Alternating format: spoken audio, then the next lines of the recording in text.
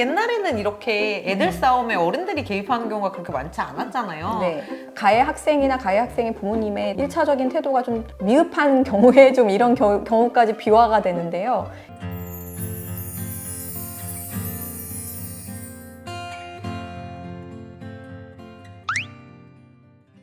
안녕하세요. 법률사무소 봄의 대표 변호사 정현주. 김지혜 변호사입니다.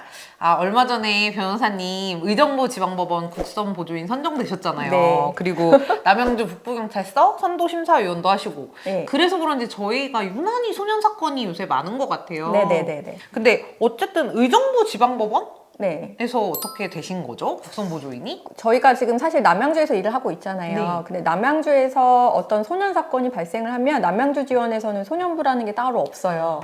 그래서 남양주에서 발생하는, 그러니까 구리 남양주 다 포함인데 소년 사건들도 전부 의정부 지방법원으로 가게 됩니다.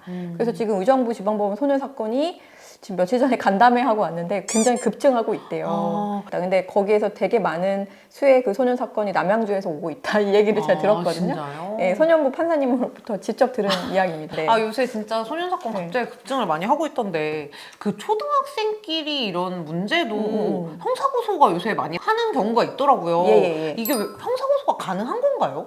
저희가 그 촉법소년이라고 하잖아요. 초등학생이라고 하면은 대부분 촉법소년이에요. 근데도 이제 형사고소를 진행을 하게 되는 경우가 있습니다. 그 이유는 기본적으로 초등학생들끼리 어떤 다툼이 생겼는데 당연히 이제 학교폭력으로 신고를 해요. 근데 그걸로 이제 분이 안 풀리는 경우에 형사고소를 이제 진행을 하시게 되고, 실제로 형사고소 진행을 하게 되면 촉법소년이다라고 하면은 경찰에서 어쨌든 원칙적으로 고소가 들어왔기 때문에 고소인 조사도 하고 학생들 불러가지고 피의자 조사도 한 다음에 소년부로 그냥 송치를 하게 됩니다. 실제로 형사사건 수사 절차는 똑같네요. 소년이든 네, 아니든. 맞아요. 네. 그러면 일단 형사고소를 하고 그 이후에는 어떻게 진행이 되는 거죠? 우선은 형사고소를 했다라는 거는 고소장이 거의 접수가 됩니다. 이건 뭐 인지할 만한 사건은 아니기 때문에 고소장이 접수가 되면 제일 먼저 하는 것이 이제 여성 청소년계에서 담당 수사관님이 결정이 되시고요. 그럼 담당 수사관님이 고소인, 피해자를 불러서 일단 조사를 합니다. 이 과정에서도 변호사를 선임하실 수가 있고요. 그리고 변호사를 선임하게 되면은 이 고소인 조사 때부터 변호사가 직접 같이 입회를 하게 됩니다. 물론 고소장도 변호사가 쓰고요. 그렇게 해가지고 고소인 조사가 끝나면 그 고소인 조사가 얘기한 그 진술과 고소장의 내용을 토대로 해가지고 피의자를 부르게 됩니다. 피의자라는 거는 여기서 이제 가해자를 얘기를 하는 거예요. 가해 학생을 불러서 피의자 조사를 하게 되고, 이게 바로 우리가 부르는 피신 조사라고 얘기를 하거든요. 보통 여기에서 혐의가 인정이 되면은 경찰 단계에서 검찰로 송치를 하게 되는데, 초등학생 같은 경우에는 대부분 촉법소년이다 보니까 예를 들어 남양주다 이러면 의정부 지방법원 소년부로 그냥 보내는 거예요. 재판으로 가는 거예요. 그런 절차를 거치게 되고, 그러면은 이 과정에 대해서는 이제 문자라든지 아니면 통지서로 알게 되거든요. 소년부로 가게 되면은 거기서 이제 소년부 재판을 받게 됩니다. 혹시 이게 민사상으로 손해배상 청구하는 경우도 있을까요? 생각보다 많습니다. 네, 생각보다 많은데요. 어쨌든 경찰 조사를 통해 가지고 범죄 혐의가 없다고 하면은 소년부로 보내지는 않거든요. 혐의가 인정이 되기 때문에 소년부로 보냈잖아요. 그럼 소년부 재판의 특징이 뭐냐면은 비공개예요.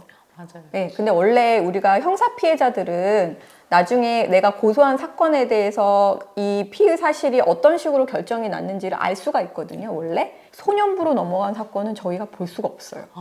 심지어 저희가 사실조회 신청을 하는 경우도 있는데 사실조회 신청도 안 됩니다. 쉽게 말해서 얘가 몇 호 처분을 받았는지는 알 수가 없지만 어쨌든 소년부로 갔다라는 거를 가지고서 손해배상 소송을 하는 경우가 많습니다.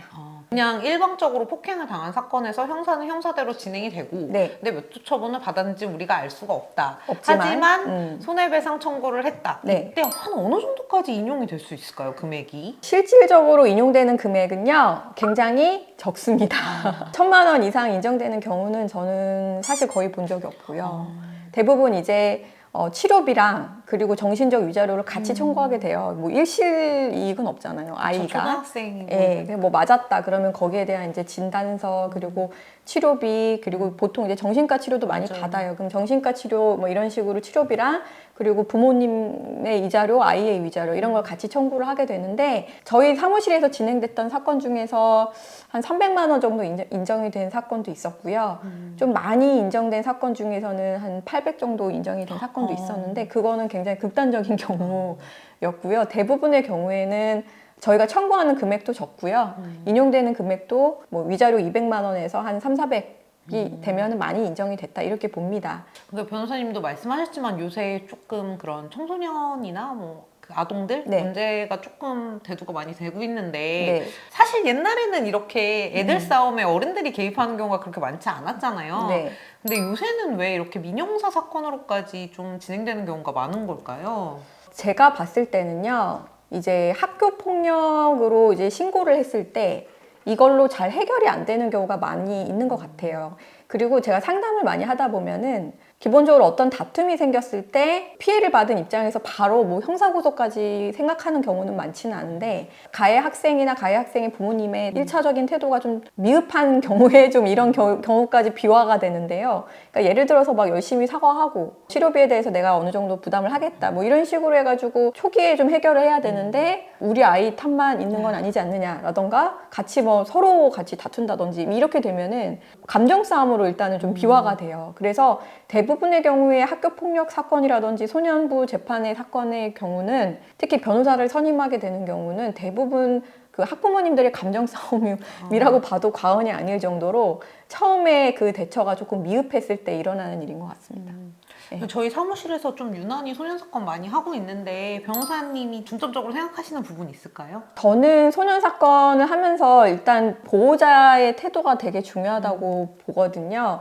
그래서 이제 소년 사건이 벌어지면은 아이가 등교 거부를 한다든지 아니면은 막 전학을 너무 바란다든지 막 약간 그런 식으로 되게 위축되는 게 많아요. 부모님 입장에서는 좀 그런 아이의 어떤 그런 것들에 좀 초점을 두고 잘 해결해 주시는 게 저는 되게 중요하다고 봐요. 왜냐하면 애들의 어떤 문제를 해결을 하다 보면은 어느 순간에 나의 감정 싸움이 될 수가 있고, 그러면 사실 여기서 소송을 그만하는 게 좋을 수도 있는데 끝까지 가시는 경우도 있거든요. 그래서 아이의 상황에서 뭐가 가장 유리하고 좋은지를 조금 봐주셨으면 하는 그런 바람입니다.